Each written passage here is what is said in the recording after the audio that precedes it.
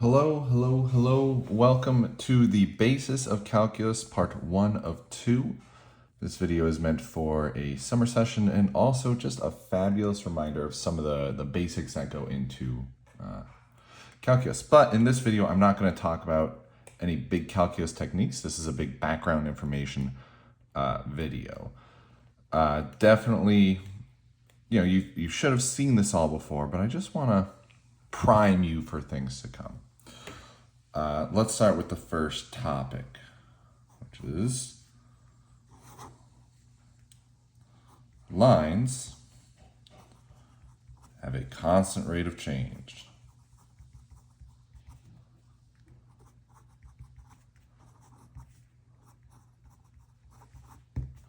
But what does that mean?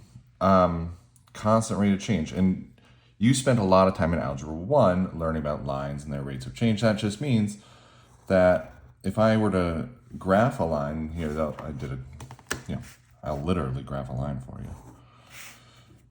That means that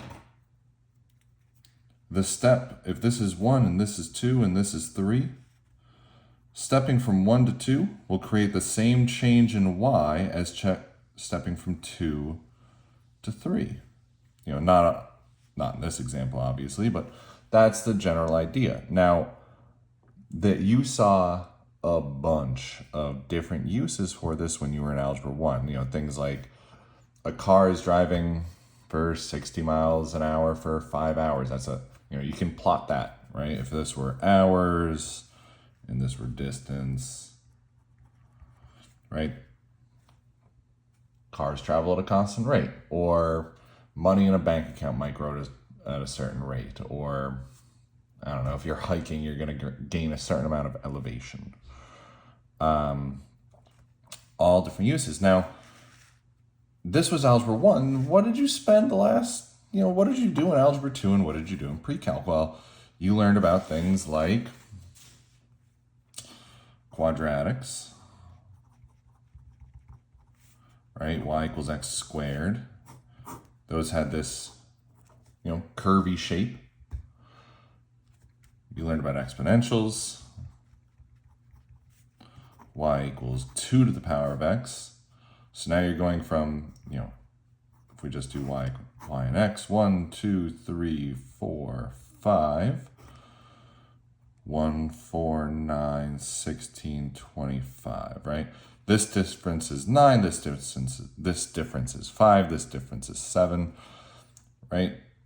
Oh, wait, am I a silly goose?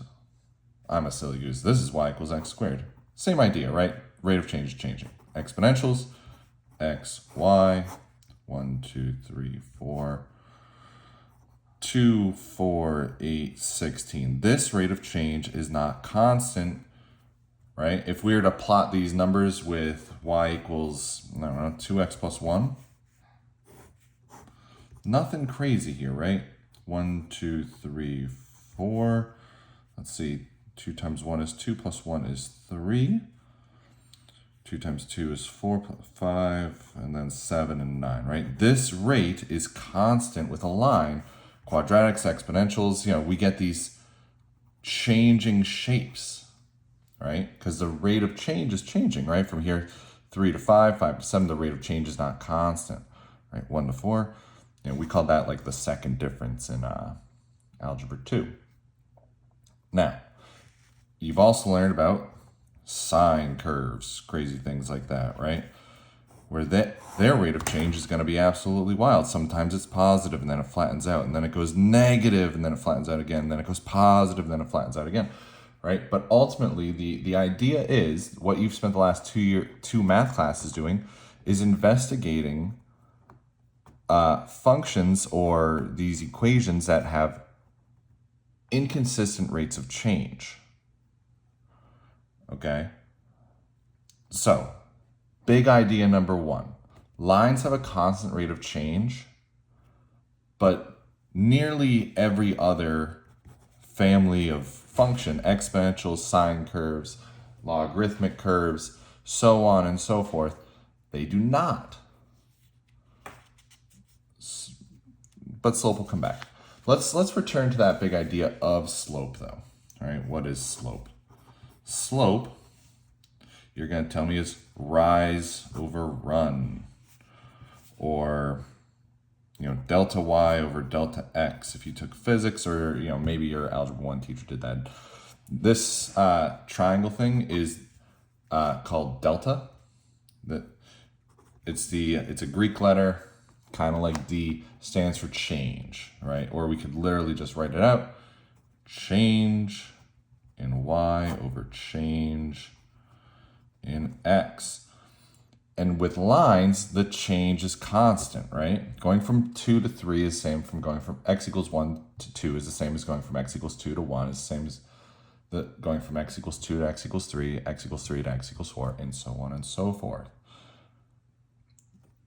On a graph, we saw lines look like this. On a table, right, x and y, 1, 2, 3, 4, this difference was always the same, right? So if I go from, 5 to 8, that's a difference of 3, right? That means that I'll go from 8 to 11, from 11 to 14, right? Graphs, tables, y equals mx plus b, right?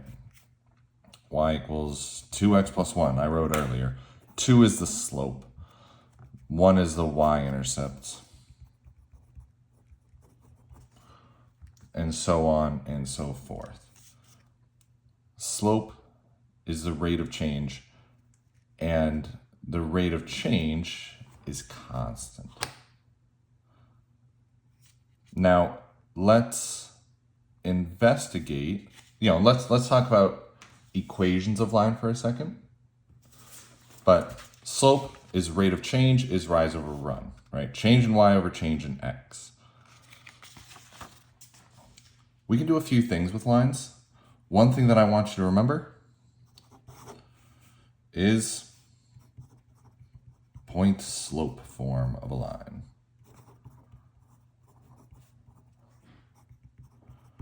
And all this says is that if I have a line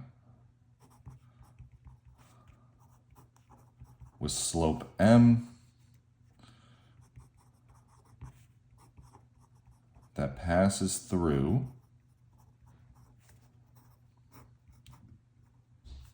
x naught comma y naught, those are literally just dots or little circles, whatever. That's just the name of a point. That line can be given by the equation y equals m x minus x naught plus y naught. And again, you've seen this before. Don't freak out. But here's an example of how we could come up with a line. If a line passes through 5, 8 with slope 2.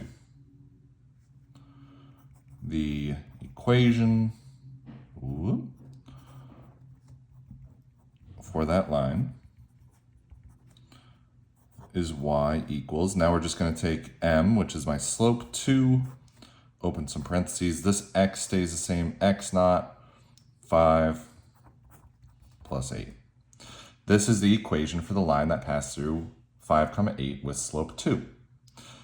How might we use that? Well, one possible use is like,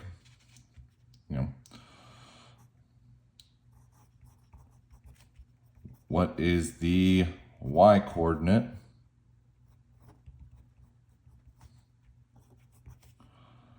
of the point with x-coordinate, 9, that passes through y equals 2, x minus 5 plus 8. Well, if x equals 9, y is going to be 2, 9 minus 5 plus 8. 9 minus 5 is 4. 4 times 2 is 8. 8 plus 8 is 16. Right, so 9, 16 is on this line with slope 2 that passes through 5, 8. Point slope form of the line. And really all that point slope form of a line does, look at this information, right? If I give you a slope and a point, you can plot a line. Nothing too complicated, I promise. You probably prefer slope intercept. That's quite all right. If I just take this and if I distribute the 2, y equals 2x minus 10 plus 8, that almost looks right. 2x minus 2. Two equations that give us the same line were we to graph them. But point slope form of a line is just a little bit easier for today's purposes because you literally just need a point and you need a slope. So just as a quick run back,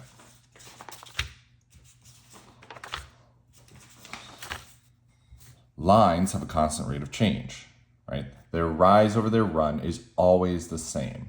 Going from 1 to 2 and 2 to 3 will yield the same difference, right? That's what it looks like on a graph. With quadratics and exponentials, for example, you do not have a constant rate of change. In both cases, you have, an increasing rate of change, right? You're going from 1 to 4 to 9 to 16 to 25. Oh my gosh, 2 to 4 to 8 to 16 to 32. Oh my gosh. Quadratics and exponentials do not have a constant rate of change, nor do sine curves, which is why they go up and then down. That's one where we can just look at it and say, all right, well, it goes from positive to, changing down to negative. But lines, if we, make a table, will have a constant rate of change. Slope is always rise over run, change in x over change in y. Delta is change. We can also, let me just rewind a little bit. Let me just forward a little bit. One thing that we can do when it comes to these non-linear functions is we can say, what is the average rate of change? I'll make this point 4.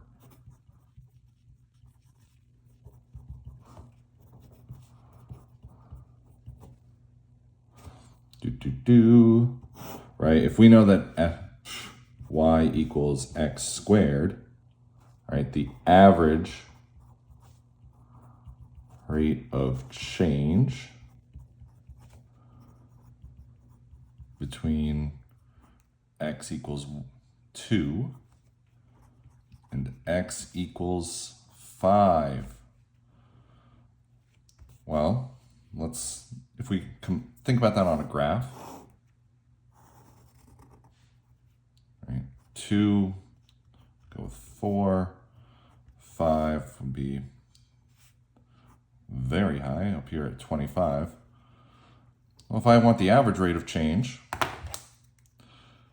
that would be the slope of that line, right? That red line. I probably should have used the ruler. Oh well. If I want the slope of that line, I'm just going to do y at 5. I'm going to do my rise over run.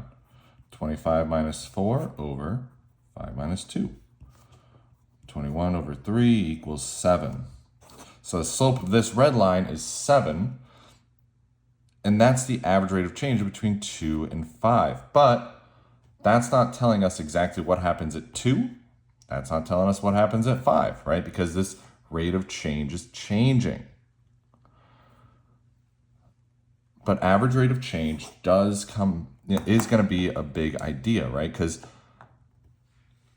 again, this doesn't tell us really what happens at 2. This doesn't tell us exactly what happens at 5. This tells us the average rate of change over a period of time. At x equals 5, if I were to keep drawing this, it would go steeper, right? And at 6, this bad boy would go all the way up to 36, which would be somewhere up here, right? The rate of change is changing.